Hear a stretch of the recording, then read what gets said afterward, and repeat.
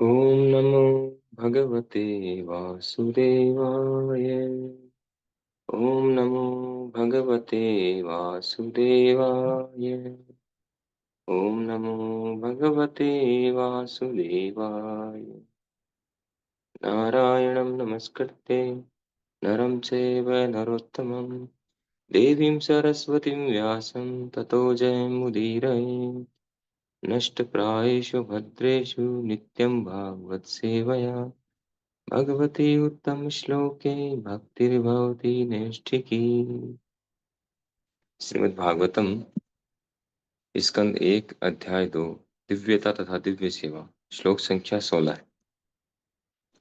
श्रुशुषो सद्धानस्य वासुदेव कथा रुचि शान महत सेवया विप्रा पुण्य तीर्थ निवेशना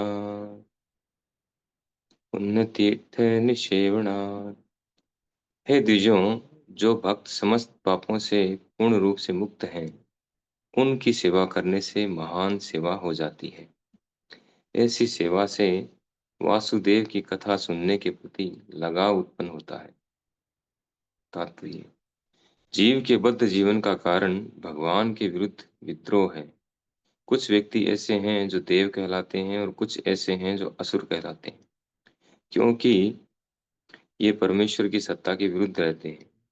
भगवत गीता के 16वें अध्याय में असुरों का विशद वर्णन किया गया है, जिसमें कहा गया है कि उन्हें जन्म जन्मांतर अज्ञान की निम्नतर अवस्थाओं में रखा जाता है, अतः उन्हें पशु योनियों में रहना होता है, जिससे उन्हें परम सत्य भगवान की कोई जानकारी नहीं रहती।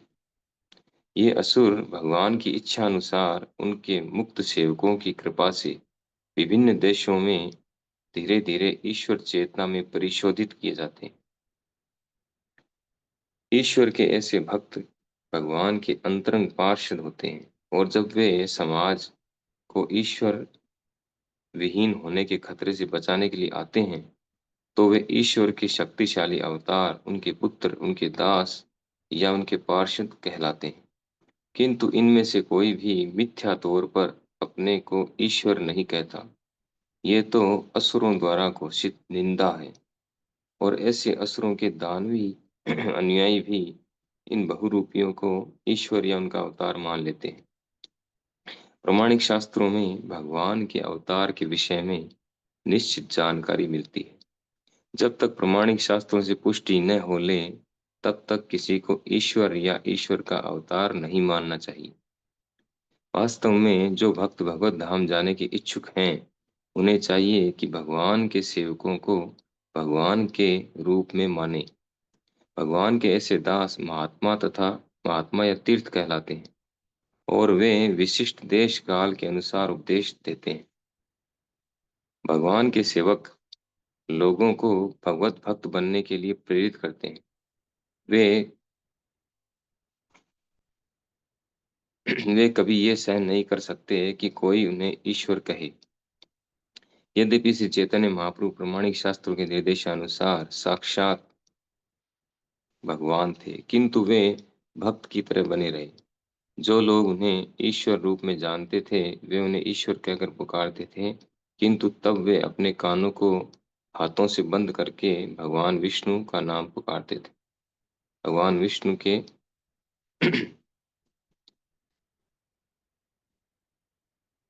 भगवान विष्णु के नाम का कीर्तन करने लगते थे। वे स्वयं को ईश्वर कहलवाने का घोर विरोध करते थे, यद्यपि वे निस्संदेह साक्षात भगवान थे।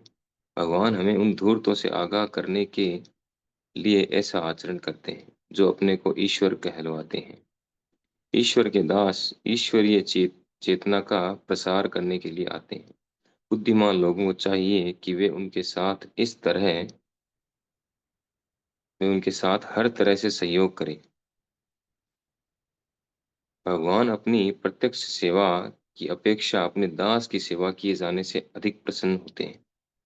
भगवान तब अत्यधिक प्रसन्न होते हैं जब वे ये देखते हैं कि उनके भक्तों का समुचित आदर हो रहा है, क्योंकि वे भगवान की सेवा के लिए सभी प्रकार के कष्ट उठाते हैं। अतः वे उन्हें अत्यंत प्रिय होते हैं। भगवत गीता 18.69 में भगवान घोषित करते हैं कि उन्हें उस भक्त के समान अन्य कोई प्रिय नहीं है जो उनकी महिमा का प्रचार करते हुए अपना सर्वस्व संकट में डालता है। भगवान के सेवकों की सेवा करके कोई भी धीरे धीरे उन सेवकों के गुणों को करता है और इस प्रकार वह भगवान की महिमा सुनने के योग्य बन जाता है। भगवत धाम में प्रवेश पाने के लिए भक- भक्त की पहली योग्यता ये है कि वे भगवान के विषय में सुनने को उत्सुक हो। श्रील प्रभुपाद की जय। तो इस श्लोक में शुश्रूषु शब्द धानस्य सुनने पर बल दिया गया है। पिछले श्लोक में हमने पढ़ा कि हाथ में तलवार लिए बुद्धिमान व्यक्ति अपने भगवान का स्मरण करते हुए अपने पूर्व जो भी कर्म हैं जिनसे बंधा हुआ है, जिस कारण वो जन्म मृत्यु के चक्र में घूम रहा है, उसको काट सकता है। तो हाथ में तलवार क्या है? किस तलवार की बात की गई थी? भगवान के स्मरण की, भगवान के विषय में ज्ञान, भगवान की लीलाओं का ज्ञान, उनका नाम रूप गुण लीलाएं, है ना, इसके विषय में ज्ञान। जैसा कि उसमें कहा गया था अंत में कि अतएव ऐसा कौन होगा जो उनके संदेश की ओर ध्यान नहीं देगा। भगवान का संदेश तो वो अगर हमारे पास में है, उसमें हमारी रुचि है, तो हम उस तलवार के द्वारा भौतिक बंधन की रस्सियों को काट सकते हैं, गांठों को काट सकते हैं, उससे मुक्त हो सकते हैं उस तलवार के द्वारा। जैसे किसी रस्सी को काटने के लिए क्या चाहिए? तेज धार वाला चाकू या तलवार चाहिए। तो ये जो भगवान की लीलाओं का स्मरण है, ये वह तलवार है जिसके द्वारा हम भौतिक बंधन की रस्सी को काट सकते हैं। तो तीन गुणों की जो रस्सियां हैं, हमारे कर्मों से उत्पन्न जो गांठें हैं, जो आसक्ति की गांठें हमने उत्पन्न कर ली, उनको हम काट सकते हैं। लेकिन कंडीशन क्या है? भगवान की लीलाओं का स्मरण, उसमें हमारी रुचि होनी चाहिए। जैसा कि श्लोक में कहा गया है, शुश्रूषु शब्दधानस्य वासुदेव कथा रुचि। भगवान वासुदेव, भगवान श्री कृष्ण की कथाओं में रुचि, उनके श्रवण में रुचि, सुनने में रुचि होनी जरूरी है। तो क्या हमारी रुचि है? नहीं है। अगर हमारी रुचि हो तो हम घंटों घंटों जो है कथा सुनते रहें, और लाओ और सुनाओ और सुनाओ, ऐसा हो मोर एंड मोर। ऐसा नहीं है हमारे साथ में। हम तो देखते हैं कथा कब खत्म होगी। तो ये कथाओं में रुचि लाने का उपाय यहाँ पर बताया गया है। शान महत सेवया विप्रा पुण्य तीर्थ निषेवणात्। ये भगवान के जो शुद्ध भक्त हैं, उनकी सेवा करके, उनको प्रसन्न करके, भगवान के भक्तों को प्रसन्न करके हम भगवान की कथाओं में रुचि उत्पन्न कर सकते हैं। इसके अलावा दूसरा उपाय नहीं है। महान सेवा कह रहे हैं कि हे द्विजों, जो भक्त समस्त पापों से पूर्ण रूप से मुक्त हैं, उनकी सेवा करने से महान सेवा हो जाती है। इसी बात को भगवान ऋषभदेव कहते हैं 5वें स्कंद में, महत सेवा द्वारम आहुर विमुक्ते तमो द्वारम योषिताम संगी संग। ये महत सेवा, महान भक्तों की सेवा, द्वारम आहुर विमुक्ते, ये मुक्ति का द्वार है। महान भक्तों की सेवा को मुक्ति का द्वार कहा जाता है। और तमो द्वारम, अंधकार का द्वार कौन सा है? जो नरक की ओर ले जाने वाला, योषिताम संगी संगम, जो स्त्रियों का संग करने वाले हैं, उनका संग करना या उनके संग करने वालों का संग करना, वो तमो द्वारम, अंधकार का या नरक का द्वार है, तमो द्वार है।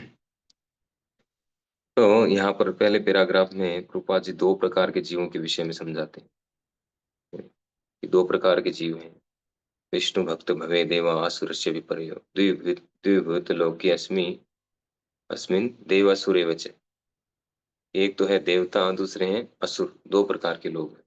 जैसा कि 16वें अध्याय में भगवान ने असुरी गुणों का वर्णन किया कि असुरिक लोग किस प्रकार के होते हैं और उनका क्या होता है, उनकी क्या दशा होती है। भगवान कहते हैं उनको मैं नीचे की योनियों में गिरा देता हूँ। मोह घासा मोह कर्माणु मोह ज्ञान विचेत से राक्षसी आसुरीम से वे प्रकृति मोहिनी सुता। वो आसुर योनियों में उनको गिरा देते हैं, पशु योनियों में, आसुर योनियों में। और प्रकृति के द्वारा पूरी तरह से मोहित हो जाते हैं। सम्मोहात, सम्मूढ़, प्रकृति गुण सम्मूढ़। इस तरह से पूरी तरह से मोहित होकर उन्हीं योनियों में भटकते रहते हैं। और फिर धीरे धीरे जब अपलिफ्ट होते हैं, वापस मनुष्य शरीर मिलता है, तब जो है, जैसा कि यहाँ रूपा जी बता रहे हैं कि वो भक्तों के संपर्क में आते हैं, क्योंकि भक्त बहुत ही दयालु है। भक्त जो है भगवान से भी ज्यादा दयालु है। ये कहा गया है, भगवान से भी ज्यादा दयालु है। इसलिए हम देखते हैं कि चैतन्य महाप्रभु के रूप में जब भगवान आए भक्त के रूप में, तो उन्होंने मुक्त रूप से कृष्ण प्रेम को वितरित किया। भेद नहीं देखा किसी प्रकार का, कि कौन योग्य है कौन अयोग्य है, किसमें क्या योग्यता है, बिल्कुल नहीं। सभी को कृष्ण प्रेम प्रदान किया। जगाई मधाई जैसे लोगों का उद्धार कर दिया, जिनका कोई उद्धार होने का चांस ही नहीं था दूर दूर तक। जगाई मधाई का जब उद्धार हुआ, तो यमराज जी थे, वो तो बेहोश हो गए वो न्यूज सुनकर ही। How how comes it possible, कैसे हो सकता है। तो भगवान जो है जब भक्त रूप में आते हैं, या उनके जो भक्त हैं, वो उनसे भी ज्यादा दयालु है। क्योंकि भगवान चाहते हैं, भगवान अपने भक्तों की महिमा ज्यादा बढ़ाना चाहते हैं, तो उनके भक्त उनसे भी ज्यादा दयालु हैं। वो ऐसे ऐसे लोगों को भी, जैसे हम नो अपराध पढ़ते हैं, नाम अपराध, या श्रद्धालु को हरि नाम की महिमा का उपदेश देना। लेकिन भक्त लोग तो अश्रद्धालु व्यक्तियों के पास ही पहुंच जाते हैं, गीता लो, गीता पढ़ो, गीता में ये बताया, गीता में वो बताया, उनको बताने लग जाते हैं। क्योंकि उनमें दया का भाव है, कंपेशनेट है वो। तो भक्त जो है भगवान से भी ज्यादा दयालु है। इसलिए ऐसे भक्त वो देश विदेश में सब जगह घूमते हैं, और ऐसे लोगों को पकड़ पकड़ के, जो भगवान के विरोधी हैं, विरोधी थे भगवान के, उनमें भी वो श्रद्धा जागृत करते हैं। ऐसे ऐसे चांस देते हैं उनको कि उनकी वो सुकृति हो, मिले उन्हें, और वो भक्ति में लगे। इतने दयालु भक्त। तो यहाँ पर एक जो विशेष पॉइंट कहा गया है, पहले तीन जो पैराग्राफ है, तो पहले पैराग्राफ में एक तो बताया गया कि दो प्रकार के हैं, देव और असुर। तो जो दूसरे प्रकार के हैं, देव तो वे हैं जो भगवान के भक्त हैं, असुर वे हैं जो भगवान के विरोधी हैं। तो उनको भी भगवान के भक्त क्या करते हैं, भक्त बना देते हैं प्रचार करके। लेकिन अ, ऐसे भक्त, भगवान के भक्त जब यहाँ पर आते हैं, तो या तो पार्षद रूप में, या उनके भक्त रूप में, या उनके अवतार रूप में, ऐसे अलग अलग प्रकार से भगवान अपने भक्तों को भेजते हैं, या अपना स्वयं का विस्तार भेजते हैं। फिर भी वो लोग अपने आप को ईश्वर घोषित नहीं करते हैं, अपने आप को भगवान घोषित नहीं करते। जबकि जो तथाकथित जो होते हैं, लोग होते हैं, वो अपने आप को भगवान घोषित करना चाहते हैं, तो असुर मेंटेलिटी के लोग। और आजकल ये बहुत चल रहा है, कोई भी व्यक्ति अपने आप को भगवान बताना चाहता है कि मैं भगवान, या उसकी भगवान की तरह पूजा वैसा चाहता है।